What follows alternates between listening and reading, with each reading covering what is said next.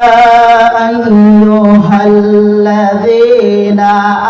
আমানু তাকুল্লাহ ওয়া কুনু মা'আস সাদিকিন।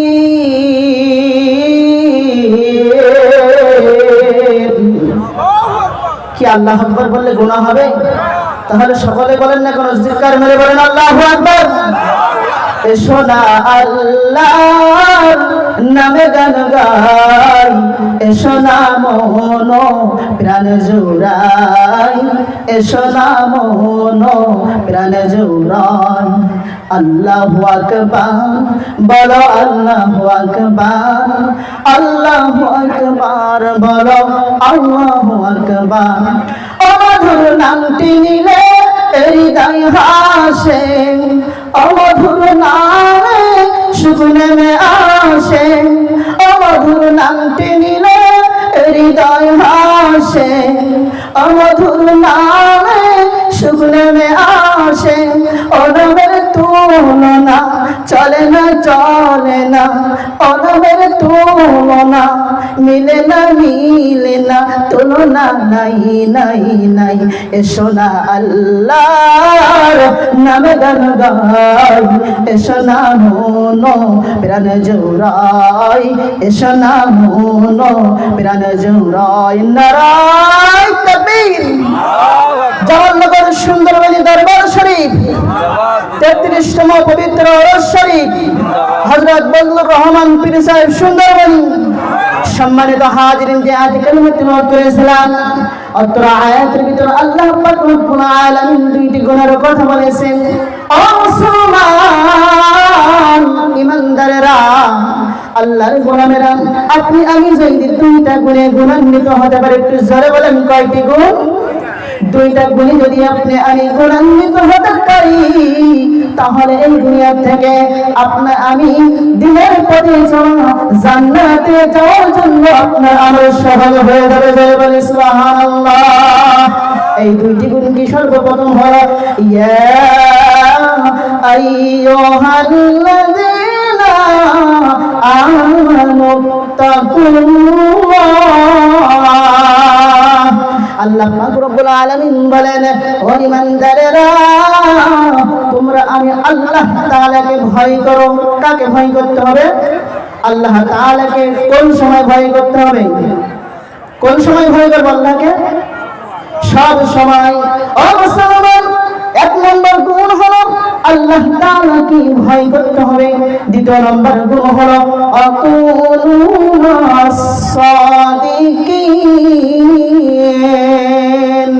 নেককার সাদিকিন সালেহিনদের সাথী হতে হবে। ও মুসলমান, এই দুইটি গুণ যদি আপনি আমি যদি দুইটি গুণে গুণান্বিত হতে পারি, তাহলে আপনি আমি কাল কিয়ামতের কঠিন মুসিবতের সময় এই দুইটি গুণ যদি আপনার আমার ভিতরে থাকে, তাহলে এই দুইটি গুণের ওসিলায় কাল কিয়ামতের ময়দানে আপনি আমি নাজাত পেতে পারি। সম্মানিত হাজিরিন, যে হাদিস কেন তেলাওয়াত করেছিলাম, আখলিস দীনাকা ইয়াকফিকাল আমালুল কলিল, হাদিসের অর্থ তোমার ঈমানকে খাঁটি করো, অল্প আমলে নাজাতের জন্য যথেষ্ট হবে।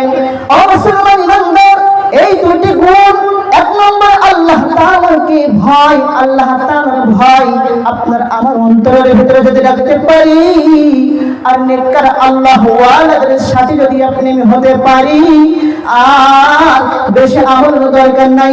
নবীজি বলেন, আখলিস দীনাকা ইয়াকফিকাল আমালুল কলিল, তোমার ঈমানকে খাঁটি করো, অল্প আমলেই নাজাতের জন্য যথেষ্ট হয়ে যাবে। সম্মানিত হাজিরিন, এই হাদিসের সাথে একটা ওয়াকিয়া আমি বলে আমার সংক্ষিপ্ত আলোচনা শেষ করব ইনশাআল্লাহ। আপনার আমার নবী, নবীজির নাম কি? আপনার আমার নবী জনাবে মুহাম্মদুর রাসূলুল্লাহ সাল্লাল্লাহু আলাইহি ওয়াসাল্লাম সাহাবীদেরকে নিয়ে বয়ান করতেছেন, নসিহত করতেছেন। তখন পর্দার আয়াত নাযিল হয় নাই। ও ও মুসলমান আব্বাজানেরা আমার, গভীর মনোযোগ দিয়ে শুনেন। এমন সময় আল্লাহ রাসূল সাল্লাল্লাহু আলাইহি ওয়াসাল্লামের দরবারে একটি সুন্দরী রূপসী একটা যুবতী মহিলা এসে নবীজিকে সালাম দেয়। আসসালামু আলাইকুম ইয়া রাসূলুল্লাহ, আসসালামু আলাইকুম ইয়া হাবিবাল্লাহ। নবী সালাম দিয়ে যুবতী মেয়েটা বলতেছেন, ও মায়ের নবী গো, ও দয়াল নবী গো, রব্বুল আলামিন আমার পিতাকে দুনিয়া থেকে বিদায় হয়ে গেছেন, আমার পিতাকে দুনিয়া থেকে চলে গেছেন, আর যুদ্ধের ময়দানে আমার পিতা শহীদ হয়ে গিয়েছেন। মায়ের নবী গো, আমি তো কন্যা সন্তান, আমার বিবাহ উপযুক্ত বয়স হয়ে গেছে নবী গো, এখন তো আমার কোনো গার্জিয়ান নাই, এখন তো আমার কোনো গার্জিয়ান নাই, আমার এখন বিবাহের উপযুক্ত বয়স হয়ে গিয়েছে, এই জন্য একটা গার্জিয়ানের প্রয়োজন বিবাহ শাদী করার জন্য। নবী গো, যেহেতু আপনি আমার নবী আর আমি হলাম আপনার উম্মত, আমি সিদ্ধান্ত নিয়েছি আমি আপনার উম্মত হয়ে আপনি নবীকে আমি গার্জিয়ান বানানোর জন্য বলে সুবহানাল্লাহ। আপনার আমার নবী জনাবে মুহাম্মদ রাসূলুল্লাহ সাল্লাল্লাহু আলাইহি সাল্লাম তিনি দায়িত্ব নিলেন। এবারে বলতেছেন, মহিলা বলো বলো তোমার কি দাবি? বলতেছেন, নবী গো, আমার বিবাহের বয়স হয়েছে, আমি এখন সাংসারিক জীবনে যেতে চাই, আমি এখন সাংসারিক জীবনে যেতে চাই। ও মায়ের নবীজি, আপনি যে ছেলে দিকে দেবেন, হোক সে কালো, হোক সে কানা, হোক সে খোড়া, হোক সে সাদা, ও মায়ের নবীজি আমি তাই মেনে নেব, কিন্তু আমার তিনটা শর্ত আছে। আমার যে স্বামী হবে তার ভিতরে তিনটা গুণ থাকতে হবে। যেরকম কয়টা গুণ? তিনটা গুণ। ওই যুবতী মহিলা বলতেছেন, রাসূলুল্লাহ হাবিবাল্লাহ, আপনি যে ছেলে আমার জন্য দিবেন আমি তাতেই রাজি, কিন্তু ওই ছেলের ভিতরে তিনটা গুণ থাকতে হবে। তিনটা আমার শর্ত রয়েছে। এক নম্বর শর্ত, আমার যে স্বামী হবে, আমার সাথে যে বিবাহ করবে, সর্বপ্রথম শর্ত হলো দৈনিক তাকে এক খতম কোরআন শরীফ তেলাওয়াত করতে হবে। জোরে বলি সুবহানাল্লাহ। আগের মা বোনদের কি শর্ত আর বর্তমান মা বোনদের কি শর্ত আছে? বর্তমান মা বোনদের কি বলে না শর্ত দেয় যে ছেলের মোটরসাইকেল থাকা লাগবে, আর টুবিওয়ালা দাঁড়িয়ে তো চলবেই না। তুই কথা বল না কেন? এজন্য ওই মহিলা যুবতী মহিলা বলতেছেন যে নবী, আমার প্রথম নম্বর শর্ত হলো যে আমার সঙ্গে বিবাহ করবে, দৈনিক এক খতম কোরআন তেলাওয়াত করার সওয়াব অর্জন করতে হবে। এরপরে দ্বিতীয় শর্ত হলো যে আমার যে স্বামী হবে তার সারা বছর নফল রোজা রাখতে হবে। জোরে বলি সুবহানাল্লাহ। ইয়া রাসূলুল্লাহ হাবিবাল্লাহ। 3 নম্বর শর্ত, যে আমার স্বামী হবে সে রাতে ঘুমাইতে পারবে না, রাতে দাঁড়িয়ে দাঁড়িয়ে নফল ইবাদত বন্দেগী করতে হবে। সম্মানিত হাজির, এই যে তিনটা শর্ত দিয়েছি, এই তিনটা শর্ত কি সহজ না কঠিন? সম্মানিত হাজির, সবাই অল্প খুব সংক্ষিপ্ত বলতেছি। ও মুসলমান ইমানদারেরা, আল্লাহর গোলামেরা, নবীজি এবার সাহাবীদের মধ্যে যখন এই কথা ঘোষণা দিয়ে দিল, একজন সাহাবী দাঁড়িয়ে বললেন, ইয়া রাসূলুল্লাহ, ইয়া হাবিবাল্লাহ, আমি রাজি, আমি রাজি, এই তিন শর্ত পালন করে আমি রাজি। নবী গো, ওই যুবতী সুন্দরীর খুশির সঙ্গে আপনি আমার বিবাহের ব্যবস্থা করে দেন। জয় বলেন সুবহানাল্লাহ।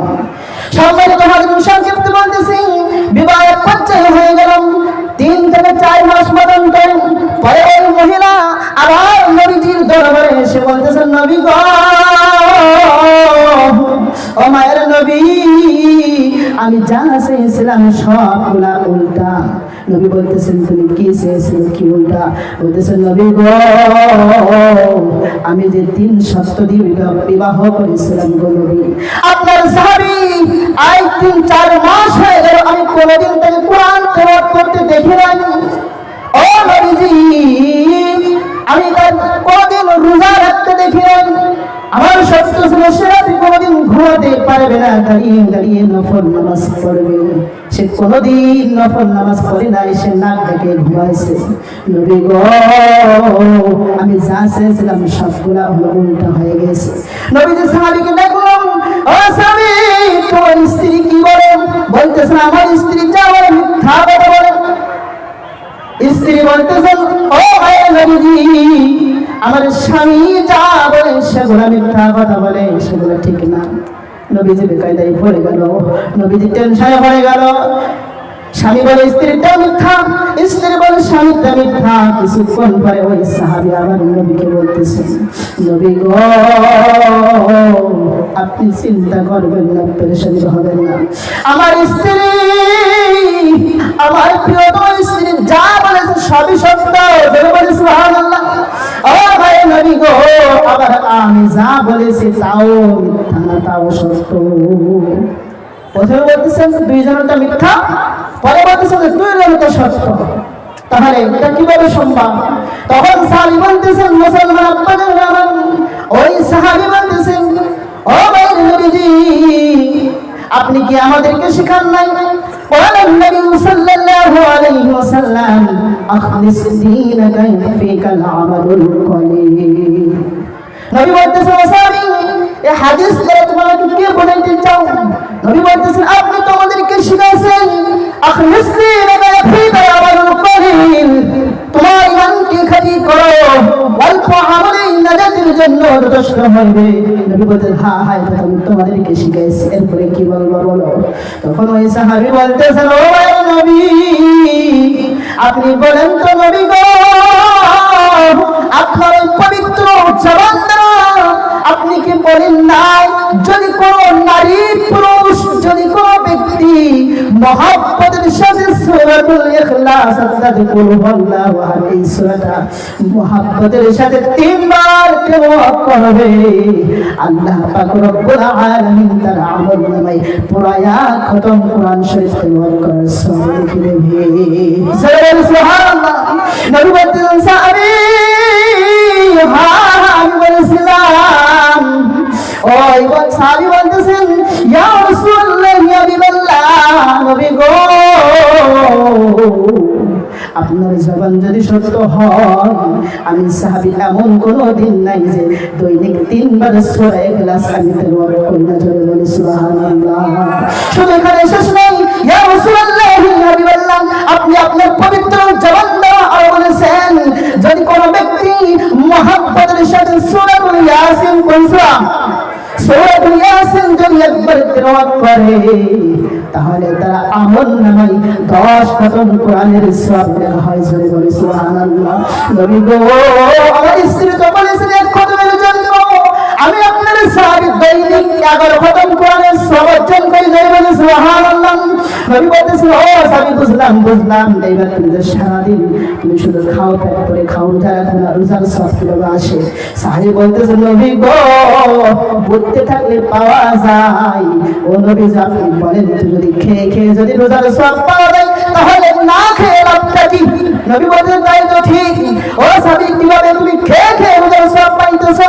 তখন বলতেছেন নবী গো আপনি আপনার পবিত্র জবান দ্বারা বলেন না যদি কোনো ব্যক্তি রমজান মাসে 30 রোজা রাখার পরে, রমজান মাস সামনে আসতেছে, রমজানের পরে শাওয়াল মাস, রমজানের 30 রোজা রাখার পরে শাওয়াল মাসে যদি কোনো ব্যক্তি 60 রোজা, যেরকম কয়টি 60 রোজা, শাওয়াল মাসে যদি কোন ব্যক্তি 60 রোজা রাখে আল্লাহ পাক রব্বুল আলামিন তার আমলনামায় পুরো 1 বছর নফল রোজা রাখার সওয়াব দান করবে। জোরে বলি সুবহানাল্লাহ। নবী গো আমার এমন কোন বছর নাই যে আমি শাওয়াল মাসে 60 রোজা রাখি নাই। ও নবীজি আমার স্ত্রীর 3 নম্বর শর্ত ছিল যে আমি রাতে ঘুমাইতে পারবো না, সারা রাত দাঁড়িয়ে দাঁড়িয়ে আমাকে নফল নামাজের সওয়াব দিতে হবে। ও মাহের নবী আপনি তো আপনার পবিত্র জবান দ্বারা বলেছিলেন নবী যদি কোনো ব্যক্তি ইশারের নামাজ, কোন নামাজ? ইশারের নামাজ যদি জামাতের সাথে আদায় করে আর যদি ফজরের নামাজ জামাতের সাথে আদায় করে তাহলে সারা রাত ঘুমায় থাকলেও ওই ব্যক্তিরা আমল নামাই পুরা রাত দাঁড়িয়ে দাঁড়িয়ে নফল নামাজ পড়লে যে সওয়াব হতো ওই সওয়াব ওই ব্যক্তিরা আমল নামাই দেওয়া হয়। চলে বলে সুবহানাল্লাহ। তাহলে আখলিস দীনাকা ইয়াকফিকাল আমালুল কলিল, তোমার ঈমানকে খাঁটি করো, অল্প আমলেই নাজাতের জন্য যথেষ্ট হবে। এজন্য সম্মানিত উপস্থিতি, আপনার আমার ঈমান যদি ঠিক থাকে, এরকম ছোট ছোট আমল, অল্প আমল যদি আপনি করতে